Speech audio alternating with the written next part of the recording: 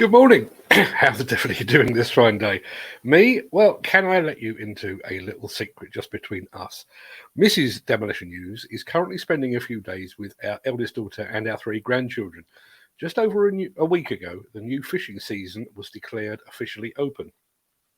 The weather forecast here in Surrey for today suggests we might get a bit of rain this morning, but this afternoon should be brighter. So there is a very real possibility that I shall be spending my afternoon and early evening drowning some maggots. So if I appear a little overstimulated today, I can assure you it is not the coffee. It is the thought that I might be going fishing at some point later today. So without further ado, let me roll the intro. No question of the day today. I've run out. And let me roll the intro and get this show very much on the road.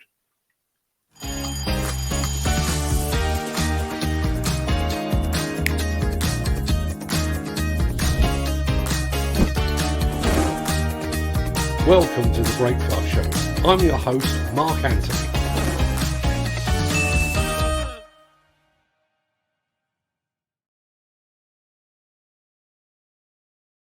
It is Wednesday, the 29th of June, and as that remarkably persistent guy just said, welcome to the Breakfast Show. I am your host, Mark Anthony. In today's show, with the National Federation of Demolition Contractors seemingly planning to soldier on unaltered by the CMA debacle, we look at what that actually means for the Federation and, far more importantly, for its members. With the latest Ritchie Brothers sale now in full swing at their Maltby facility, we're bringing you an exclusive chat that we recorded with the company's UK and Ireland sales director, Rupert Craven. We recorded that at Hillhead. That's coming up very soon. Speaking of Hillhead, we're also going to take a gentle stroll around the LiuGong stand, and there is something new and unusual stirring in the Mecalac camp.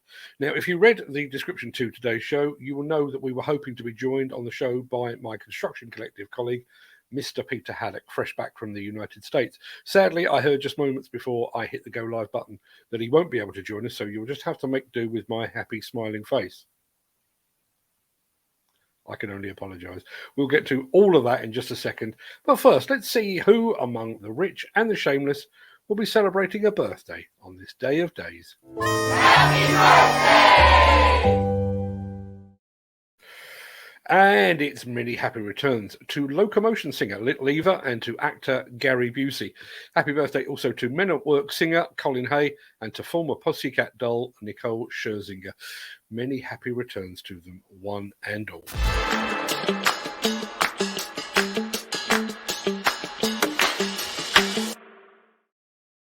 Right, let me get comfortable for this one. I want to take it slowly because I am planning to use what I'm about to say as a stand-alone video.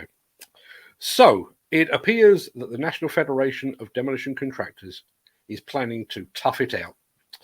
Based upon the largely meaningless statement issued in the immediate aftermath of last week's CMA provisional findings and the radio silence ever since, it appears that the Federation is holding its breath at least until the magnitude of any fines is ultimately made public. That is probably not surprising. For an old boys club formed at the very height of the Blitz when bombs were raining down on the nation's capital, maybe a multi-million-pound bid rigging scandal, multiple scaffold collapses, a series of high-profile resignations, and a handful of site fatalities are seen as mere bumps in the road. And perhaps we're being premature. Although several of the 10 companies named by the CMA have reported the level of financial provisions they've made, no fines have yet been levied. Maybe the NFTC tune will change when and if that happens. And maybe it's too much to ask for anyone at Resurgam House to fall upon their sword at this juncture. After all, the incumbent president, William Crooks, is not named in the CMA investigation, and he wasn't president when the alleged And he wasn't president when the alleged price fixing took place. Besides, he has paid his dues for 15 odd years to earn the right to wear the presidential chains of office. Whether he would have been quite so eager to take over the hot seat if he had known the shitstorm he was about to inherit, only he will know. And let's be absolutely honest here, no NFDC officer would relish the notion of emptying the top table and revoking the membership of some of the biggest and most influential demolition companies in the country. Such a move would require levels of bravery and fortitude that appear to be lacking within the confines of Resurgam House. But if the NFDC is to actually address the very serious matters at hand, Something needs to give. A failure to make fundamental changes in the light of the CMA debacle is not an option if the Federation is to claw back even a modicum of the credibility it is currently hemorrhaging. There is not enough gloss in the world to make the current situation look better. Those changes need to be both deep and wide.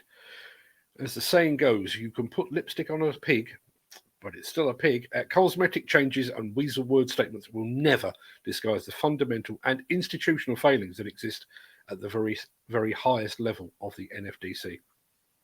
And so, for now at least, we find ourselves in a holding pattern. As far as I can see, there are only two things that could disrupt the current calm before the next CMA storm.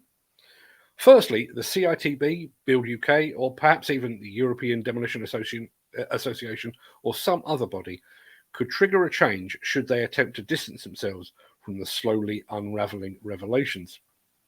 Equally, change could be triggered from within. Some existing members might choose to vote with their feet and decide they no longer want to be part of an association that seemingly places membership numbers above propriety. That currently feels unlikely. Companies that have been Federation members for years or decades or even generations will be unwilling to jump ship, particularly when there is currently no viable alternative. They may just prefer to endure the current heat rather than find themselves out in the cold.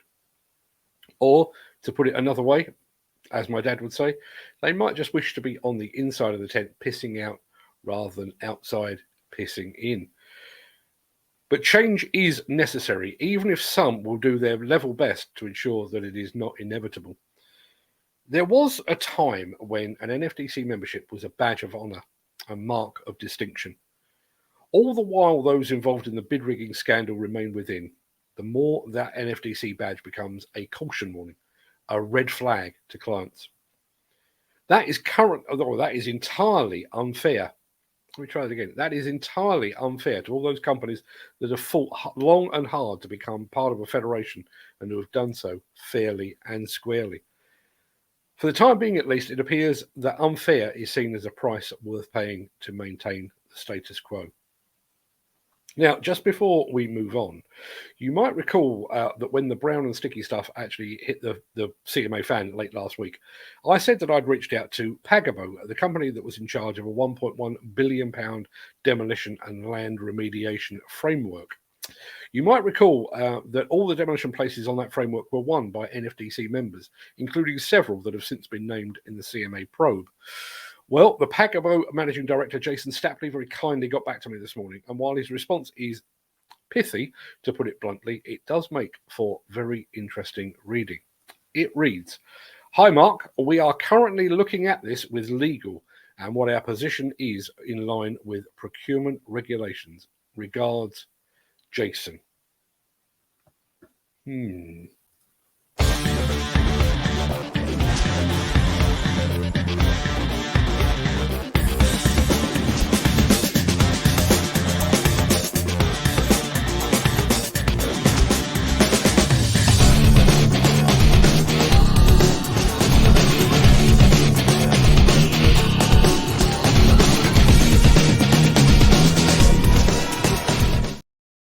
Now, without wishing to sound like a QVC salesman, the sale is now on at Ritchie Brothers' facility at Maltby. Well, I say the sale is on at Maltby, but in truth, the sale is on actually around the world, as most of the company's business now takes place online. That is a subject that we touched upon when we caught up with the company's UK and Ireland sales director, Rupert Craven, during the recent Hillhead exhibition. And here is what our friend Rupert had to say.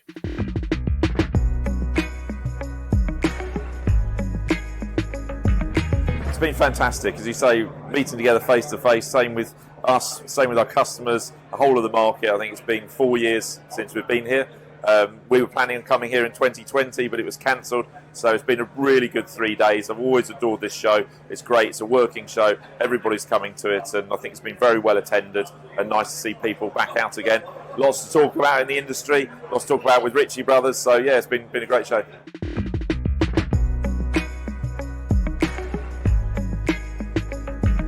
Well, it started back in really 2018, 2019 when we took on the new site at Maltby. Delighted to say that's all finished. So we've got our complete site there for the auction business in the UK. We've then been out and bought a company called Rouse Services in the US. So a really good data analytic company, understands the construction machinery market, really strong in the US, does quite a lot of business here in the UK of valuations on fleets for ABLs and that sort of thing, but also taking it a step further into analytics as well. So that's really interesting. And then we bolted onto that another company called Smart Equip, which is a one-place portal for all parts and spares for a manufacturer. And I'm really pleased to say that Loxam Europe have taken that on as their way of actually buying and supplying parts to their fleets around Europe. So lots of really interesting things. But as you say, on top of that, we tried really hard to buy Euro auctions. Our major competitor here in the UK. Took us probably 9 months of work to that, but unfortunately the CMA monopolies commissions in the UK put a stop to that and said it would be just too strong in that way. So we're back to square one with that, and quite happy really. We know what we're doing, and I think we've got some great stuff to sell here in the UK and a market which is definitely in need of plenty of suppliers for used equipment, because there's just so much being sold really over the last 4 years since we were back here in 2018 at Hillhead.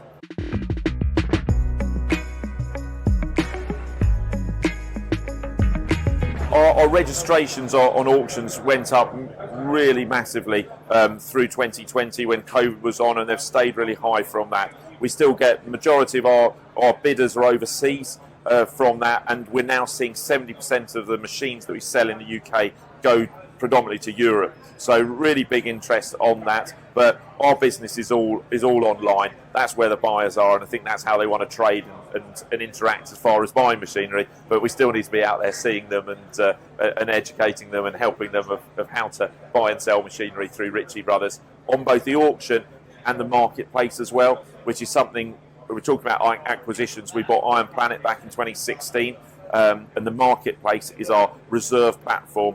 Buy now or make an offer for machinery, and we're doing so much more business on that this year than we've done in any year previously. So for us it's great. It's another thing to sell to customers, another thing to talk about.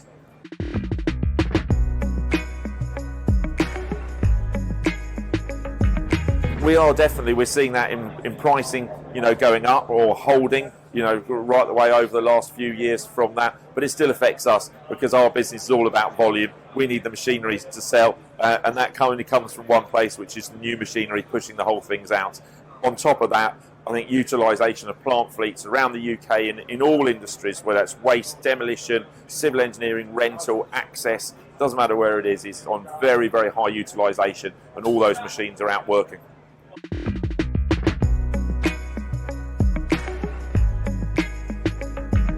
It does, and I've got to say, I think it's a very optimistic industry. Everybody's here and feeling very, very pleased to be back again. Really changed from that. And yes, there's lots and lots of headwinds coming through from that, but most people here have had a good few years, and I think they've got a good few years ahead of them.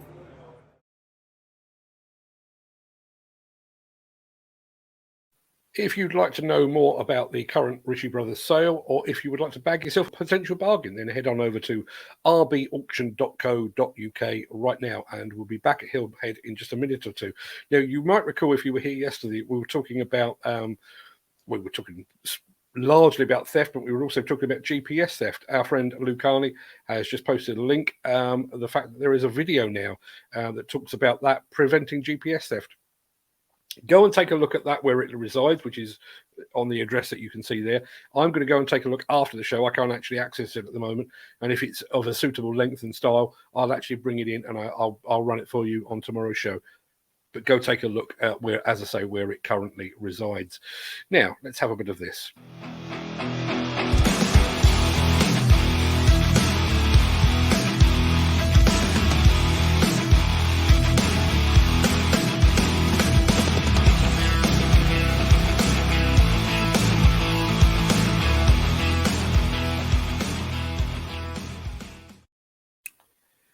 So I said to my son last night, I've just seen a quirky new machine that Mecalac will be unveiling at the Balmer show in October. He glimpsed up very briefly from his laptop and he said, I thought everything Mecalac made was quirky. I had to admit he had a point, but even by Mecalac's delightfully eccentric standards, this one is a bit special. So, you know that age-old argument about site dumpers, should the load be in front or behind the operator? Well, apparently, the soon-to-be-launched Revo truck from Mecalac will allow you to do both. Bear with me, I can show you. There you are. That's the Revo truck. The machine is already a finalist in the Bauma Innovation Awards, and it's pretty easy to see why. At the press of a button, the machine's cab can be rotated through 180 degrees, turning a site dumper into a compact ADT and then back again as the application requires. And that is not the only trick up the Revo truck's sleeve. Mecalac has borrowed the technology from slope tractors traditionally used in things like forestry to give the two-part chassis some 18 degrees of oscillation, providing the machine with greater stability and improved traction. Now, unfortunately, there doesn't appear to be any video of the machine available as yet, but if you would like to know more, I have just added a link in the chat complete with a full description of the Revo truck. We'd love to know what you make of it. I have to say, I am pretty damned impressed, but then I am a bit of a Mecalac fan on the quiet. Go and take a look. The Miller GT series heralds a new era of unrivaled power and cutting-edge intelligent coupler technology, increasing job site safety, machine versatility, and productivity. It's the added versatility that you need at the value you can afford. To find out more, visit millergroundbreaking.com. Now, I'm going to pause very quickly to throw up a few bits and pieces from the chat. First of all is Callum McIntosh. Good morning, Callum, all the way up in glorious Scotland. I'm buzzing to see that new Mecalac in action, as am I. Exhibitions like Intermat and Bauma and ConExpo, there are the obvious first ports of call, Caterpillar, Liebherr, Komatsu, and all of those. But there are two that I always enjoy, probably above just about everybody else. And that's Wacker Neuson and Mecalac, because they just seem to have this slightly skewed vision of the world, which I really appreciate. And another comment here, and I do need to stop this. John Fitzmaurice over at Firewall. Morning, Mark. Late starter this morning. I owe you both a huge thank you, John, and an apology. To explain, I handed round the begging bowl the other day, talking about all this coverage that we're giving to the CMA debacle that's currently going on, and the fact that for obvious reasons we can't get that sponsored, we can't place any advertising against it because manufacturers and the like are running a mile. John Fitzmaurice took pity on us and went over to our site called buymeacoffee.com/demolition news, and he bought me several cups of coffee. And I only noticed that this morning. I think he actually did it possibly 2 days ago, and I only noticed this morning because I was on my travels yesterday afternoon. So my apologies for the late comeback on that, John, but it's much appreciated. I'm going to head to my nearest Starbucks in just a few moments to take full advantage of all of that. Now, did I play the Miller intro? Did I? I'll play it. The Miller GT series heralds a new era of unrivaled power and cutting-edge intelligent coupler technology, increasing job site safety, machine versatility, and productivity. It's the added versatility that you need at the value you can afford. To find out more, visit millergroundbreaking.com. As I have been saying all week, this year's Hillhead exhibition marked a triumphant return for one of the industry's best-loved shows. But it was also slightly bewildering. You see, I am a creature of habit. So my usual approach when visiting Hillhead is to walk down the Hall Road, hang a sharp right, and head straight to the face where there is usually a heap of Caterpillar equipment hard at work. After watching that for a while, I usually turn a full 180 degrees and head to the far end of the show where JCB is usually putting on a typically impressive display.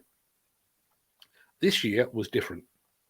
The finning stand was mostly given over to technology, and so the CAT equipment on demonstration was largely limited to a single dozer.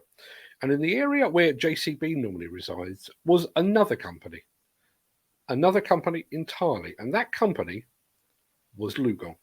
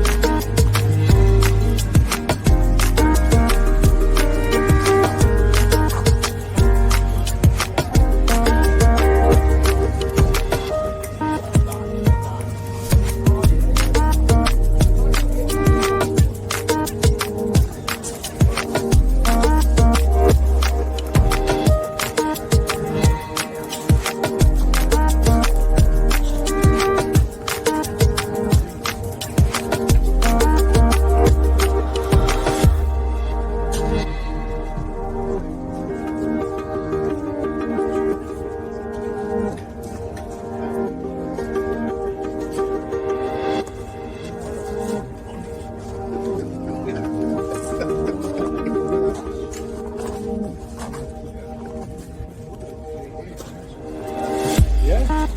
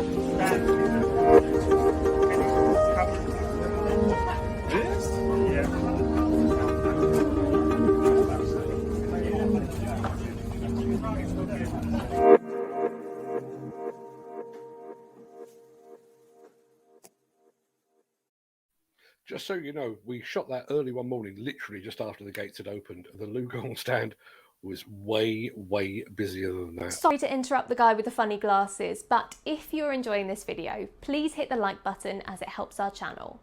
Or, better still, share this video with a friend or a colleague. Thank you. Right, back to Beardy. Right, I'm going to sign off in just a second with the usual stuff and nonsense, but Gary Muirhead, have we got a LiuGong UK dealer? You damn tootin' we do. LiuGong UK or LiuGong Direct UK or LiuGong UK Direct, one of those, based down in Portsmouth, south of England. Have a look on Facebook, on LinkedIn, and I'm sure you will find them very, very easily indeed. Right, that pretty much wraps up the main part of this morning's show. I'm going to roll the outro in just a second before leaping gazelle-like, or should that, on the basis that I'm going fishing this afternoon, I'm going to leap salmon-like over into the chat to see what you're all saying today. If you can't stick around for that, then please stay safe, look after yourself, your family, your friends, and your colleagues. Have a great day, and I'll thank you for watching. But if you do have the time and the inclination, I'm going to see you on the other side of this because there's an awful lot to get through over in the chat. So, here we go.